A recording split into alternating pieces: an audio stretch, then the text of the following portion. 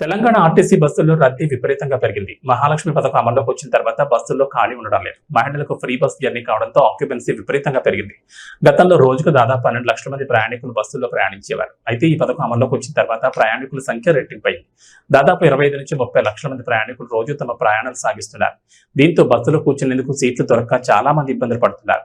ఈ నేపథ్యంలో తెలంగాణ ఆర్టీసీ యాజమాన్యం కీలక నిర్ణయం తీసుకుంది. రద్దీకి అనుగుణంగా కొత్త బస్సులు నడిపేందుకు రెడీ అయింది. ఇప్పటికే హైదరాబాద్ నగరంలో కొత్త ఎలక్ట్రిక్ బస్సులు నడుస్తుండగా మరో 1000 కొత్త బస్సులను ఆర్డర్ చేసింది. ఈ బస్సులు దశల వారీగా వివిధ రోడ్లలో ప్రయాణికులకు అందుబాటులోకి రానున్నాయి. కొత్త ఎలక్ట్రిక్ బస్సులను 13 ఛార్జింగ్ స్టేషన్లను ముఖ్యమంత్రి రేవంత్ రెడ్డి త్వరలోనే ప్రారంభించనున్నట్లు ఆర్టీసీ వర్గాలు వెల్లడించాయి.